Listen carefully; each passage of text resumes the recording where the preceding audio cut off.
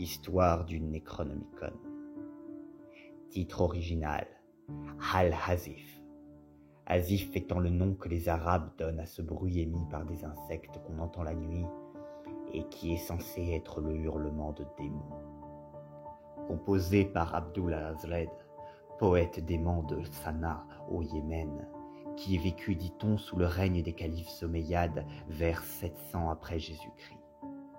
Il visita les ruines de Babylone, les souterrains secrets de Memphis, et demeura 10 ans dans la solitude du grand désert situé au sud de l'Arabie, le Loba el-Khalaya, ou espace vide des anciens, le Dana, ou désert écarlate des Arabes actuels, qui passe pour être peuplé d'esprits malfaisants et de monstres mortels. Ceux qui prétendirent y avoir pénétré racontent à ce sujet des choses aussi merveilleuses qu'incroyables. Vers la fin de sa vie, Al-Azred s'établit à Damas, où il écrivit le Necronomicon, Al-Hazif.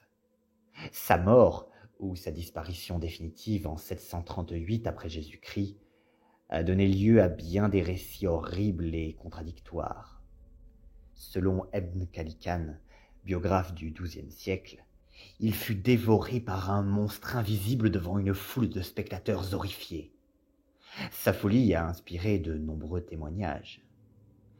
Il se vantait d'avoir vu la fabuleuse Irem, la cité des piliers, et d'avoir trouvé sous les ruines d'une ancienne cité anonyme perdue dans le désert les annales et les secrets scandaleux d'une race plus vieille que l'humanité. Indifférent à l'islam, il adorait des entités inconnues qu'il appelait Yog-Sothoth et Cthulhu. Quoique diffusé sous le manteau, l'Hazif était déjà bien connu des philosophes de l'époque, quand Théodore Philétas de Constantinople le traduisit secrètement en grec en 950, sous le titre de Necronomicon. Un siècle durant, il inspira aux expérimentateurs d'horribles essais, avant d'être interdit et brûlé sur ordre du patriarche Michel. Par la suite, il ne fit plus l'objet que d'allusions furtives. En 1228, cependant, Olaus Volmius en donna une traduction latine, imprimée à 2 reprises. Une première fois au XVe siècle, en caractère gothique et de toute évidence en Allemagne, puis au XVIIe siècle vraisemblablement en Espagne. Les 2 éditions sont dépourvues de tout signe d'identification, et seul un examen typographique permet de situer leur provenance.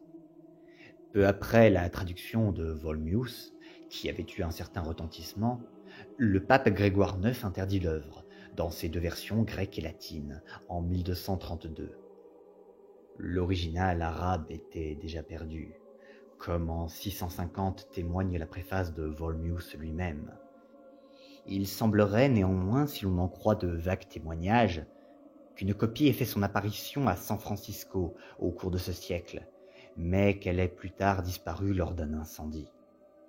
La traduction grecque, imprimée en Italie entre 1500 et 1550, a été signalée pour la dernière fois en 1692, lorsque l'on brûla la bibliothèque d'un certain citoyen de Salem. Une version anglaise, due au docteur Dee, est toujours restée à l'état de manuscrit, dont il ne subsiste que des fragments. On sait que le British Museum conserve sous clé un exemplaire de l'édition du XVe siècle, la Bibliothèque nationale de Paris, la Winer Library de Harvard, les bibliothèques de la Miskatonic Université d'Arkham et de l'Université de Buenos Aires possèdent l'édition espagnole du XVIIe siècle. Sans doute en circule-t-il clandestinement bien d'autres, et des rumeurs persistantes prétendent qu'un célèbre milliardaire américain détient un exemplaire de l'édition allemande. Des allusions beaucoup plus vagues laissent entendre que les Pickman de Salem se transmettaient la version grecque imprimée au XVIe siècle. Mais si c'est exact, elle a disparu en 1926, en même temps que le peintre Richard Upton Pickman.